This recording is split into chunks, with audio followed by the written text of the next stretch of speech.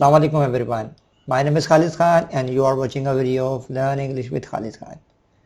Well listeners, today we are learning topic 14, past progressive, and many people call it past continuous. दोनों का एक ही मतलब है, continuous और progressive एक ही बात है. Well anyway, today's title sentence is she was making dinner. वो डिनर बना रही थी, यानी कि रात का खाना पका रही थी. ठीक है, पकाना और बनाना एक ही बात है. क्या ख्याल है? Well anyway, without any further ado, we are going to just check it out, the introduction of this today's topic. Past, simple, progressive और continuous. अच्छा, अब बहुत सारे स्टूडेंट ये भी समझ सकते हैं ये ब्रैकेट में सिंपल क्यों लिखा हुआ है. एक्चुअली सिंपल इसलिए लिखा हुआ है कि आगे चल के हम फास्ट परफेक्ट प्रोग्रेसिव सीखेंगे. तो ये जो प्रोग्रेसिव है एक्चुअली ये सिंपल प्रोग्रेसिव है और इसको कंटिन्यूस भी कहते हैं. इसका मतलब होता है कि कोई भी चीज़ हमने फास्ट में शुरू की थी और वो हम कर रहे थे और we were in the middle of an action. कोई एक्शन हम, यानी कि सिंपली आप इस तरह समझें कि कोई काम पास्ट में हम कर रहे थे, वो पास्ट में ही कर रहे थे, वो मुकम्मल नहीं हुआ था. ठीक है, तो जैसे कि हमने प्रेजेंट प्रोग्रेसिव में सीखा था कि इसके 3 मेजर पॉइंट्स और फेसेस बनेंगे जो कि हैं शॉर्टर एक्शन, लॉन्गर एक्शन और चेंजिंग एंड डेवलपिंग. तो इन तीनों चीज़ों को मैंने आपको एक्सप्लेन करके एक और बात भी ख़ास बताई थी, वो ये थी कि चाहे वो शॉर्टर एक्शन हो, लॉन्गर एक्शन हो, चेंजिंग या डेवलपमेंट हो, इन सब का मकसद एक ही होता है कि वो एक्शन प्रोग्रेसिव में था. ठीक है, तो we are not going to discuss today. जैसे कि मैंने कहा था, मेरा जो कॉन्सेप्ट हो यही है कि चाहे वो कुछ भी चीज़ हो, shorter action, longer action, changing and development, कुछ भी हो, वो तो एक्शन है, परफॉर्म हो रहा है, दैट्स ऑल. तो मुझे लगता है कि इस सिलसिले में इंसान को उलझ के असल मोटिव से, असल उसके अंडरस्टैंडिंग से दूर जाया जाए. तो मेरा तो यही कहना है कि बस आप ये समझे कि पास्ट प्रोग्रेसिव का मतलब है कोई भी काम पास्ट में हम कर रहे थे और वो मुकम्मल नहीं हुआ था. ठीक है, देखें इसका सिंपल फार्मूला ये है कि सब्जेक्ट के बाद उसके ही मुताबिक हमें उसका जो हेल्पिंग वर्ब है उसको सेलेक्ट करना पड़ेगा. इसमें 2 ही हेल्पिंग वर्ब आएंगे, एक आएगा वॉज, एक होगा वर. तो सब्जेक्ट देखें फर्स्ट पर्सन और थर्ड पर्सन, इन दोनों के साथ हमें वॉज लगाना पड़ेगा. ठीक है, जो कि हैं I, he, she, it, this, that, one person और थिंग. जैसे ही हम इनमें से किसी को भी सब्जेक्ट के तौर पे इस्तेमाल करेंगे हम वॉस लगाएंगे. उसके बाद वर्ब की आईएनजी फॉर्म, यानी कि हम बाखूबी समझ चुके हैं वर्ब की 4 फॉर्म्स होती हैं, first form, second form, third form और फोर्थ फॉर्म, यानी कि ING form plus extra words, जुमला हमारा मुकम्मल हो जाएगा. इसकी अफर्मेटिव की जो मिसाल दी हुई है वो है शी वॉज मेकिंग डिनर, जो कि टाइटल सेंटेंस है. देखिए सब्जेक्ट पे मैंने शी को सेलेक्ट किया तो उसके ही हिसाब से मैंने वॉज लगाया. शी वॉज मेकिंग डिनर, वो डिनर बना रही थी.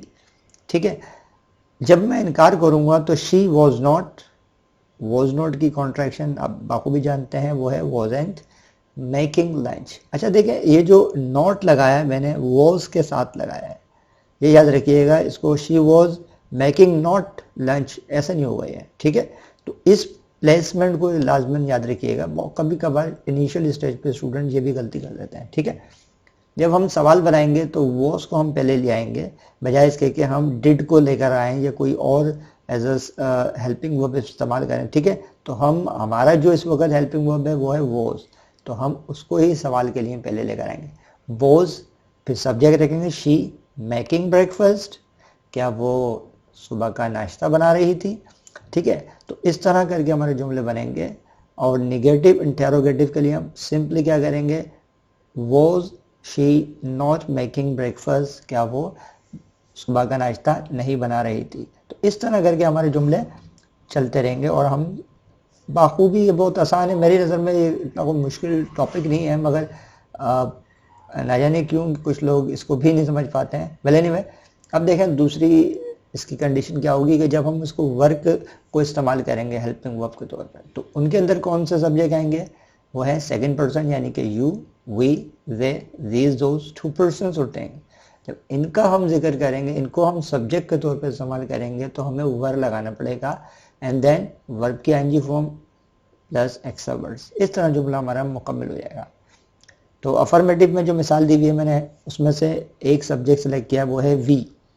वी के साथ वर लगाया, subject were cleaning the house. We were cleaning the house, हम घर साफ कर रहे थे। ठीक है, जब हम निगेटिव बनाएंगे तो we were not cleaning the house. ठीक है, तो वो बात इसमें भी याद रखिएगा, we were cleaning not the house मत कहिएगा। क्लियर? तो इस तरह करके जुमला बनेगा। जब हम सवाल बनाएंगे तो हमारा हेल्पिंग वर्ब क्या है? वर। तो हम वर को ही पहले लाएंगे और सब्जेक्ट बाद में रखेंगे तो ऑटोमेटिकली ये सवाल बन जाएगा। Were we cleaning the house, क्या हम घर साफ कर रहे थे? तो निगेटिव इंटरोगेटिव जब बनाएंगे तो हम वर वी नॉट, सिर्फ और सिर्फ हमें नॉट का इजाफा करना होता है। इंटरोगेटिव में जब हम नॉट लगाते हैं, ऐड करते हैं, दैट बिकम्स निगेटिव इंटरोगेटिव। ठीक है, were we not cleaning the house, इस तरह करके हमारा जुमला मुकम्मल हो जाएगा। It's quite simple, isn't it? Well anyway, इसमें भी वही छोटी सी प्रॉब्लम होगी। और अब मैं इसको छोटी सी प्रॉब्लम क्यों कह रहा हूँ, क्योंकि अब आप बात समझ चुके हैं, क्योंकि ये है नॉन प्रोग्रेसिव। ठीक है, नॉन प्रोग्रेसिव वर्ब्स, इन वर्ब्स का कोई इलाज नहीं है, सिर्फ और सिर्फ इनका इलाज यही है कि हम इनको याद कर लें। ठीक है, तो प्रोग्रेसिव, जब प्रोग्रेसिव टेंस की बात करते हैं और नॉन प्रोग्रेसिव वर्ब्स आए तो बस इसका इलाज एक ही है, वो है उनको याद करना। अब ये आ गए हमारी स्लाइड के ऊपर, ये सारे हमारे दुश्मन जिनको हमें याद रखना है। ठीक है, तो एक फिर भी छोटा सा एक समझाता हूँ कि ये नॉन प्रोग्रेसिव वर्ब का क्या मसला क्या आएगा, क्या प्रॉब्लम क्या क्रिएट करेगा ये। ठीक है, एग्जाम्पल में लिखा हुआ है काशिफ इम्प्रेस्ड शाजिया। काशिफ शाजिया को इम्प्रेस कर रहा था, एक तो मायने ये बनेंगे इसके। ठीक है, सेम सेंटेंस अगर मैं बोलता हूँ जो कि दूसरा मिसाल दी हुई है, Kashif impress Shazia, fast simple action, Kashif ने शाजिया को इम्प्रेस किया था।